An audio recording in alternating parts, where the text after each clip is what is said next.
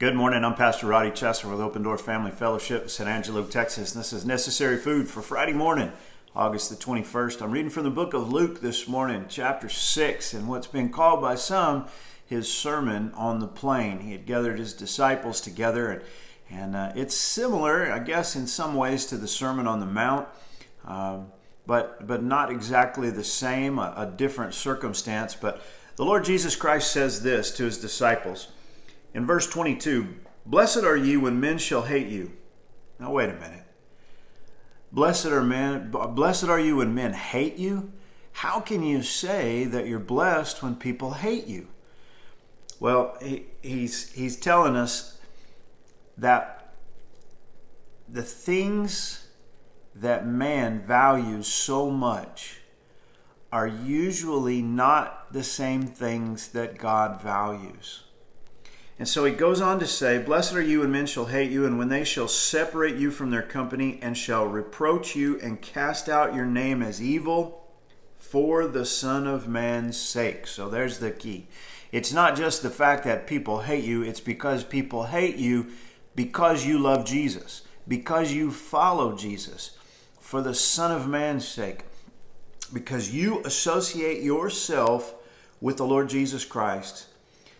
People are going to hate you. And the disciples experienced this. Followers of Jesus have experienced this throughout the last 2,000 years. People are experiencing this right now today, that because you've associated yourself with Jesus, because you're a follower, because you're a Christian, because you're born again, because you love Jesus and you love his Bible, his word, you love the truth, well, lost people are going to hate you sometimes because of that. And he goes on to say in verse 23, "Rejoice ye in that day, and leap for joy. For behold, your reward is great in heaven.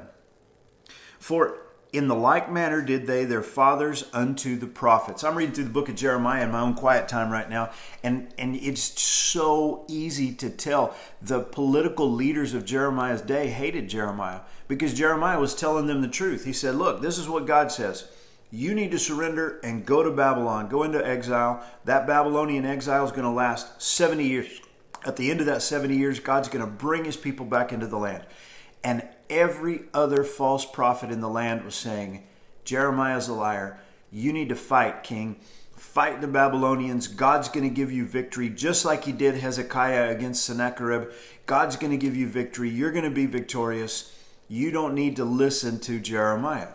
And that's exactly what Jesus is saying here. He's saying, look, if you're truly a follower of Jesus, people are going to hate you. They're not going to like what you have to say. And there's going to be lots and lots and lots of false prophets around that they're willing to listen to. But they're going to treat you just like people treated the true prophets of old. All of those Old Testament prophets who told the people the truth, the people didn't like it. You know, if you only value this life is all that you get. This is it. All the accomplishment that you can get in this life, that's it. All the achievement that you can get in this life, that's it. If this life is the only thing that you live for, this is it. But if you value eternity, if you value Jesus, if you value the fact that there is life beyond the grave, then you realize that we live in this life expecting reward in the next life. In Hebrews chapter 11 and verse 26, the Bible telling us about Moses says that Moses came to a point in his life where he made a choice.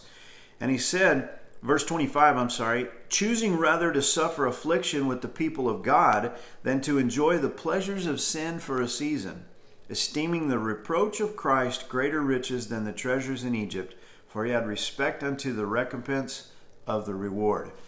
Moses made a choice in his life. He could enjoy Egypt for a season and then that be it, or he could choose to follow the Lord and associate with the Lord's people and have esteem for a reward in heaven. And that's what Jesus promises you and I. He says there is reward in heaven. Let's live for that today. Have a great one.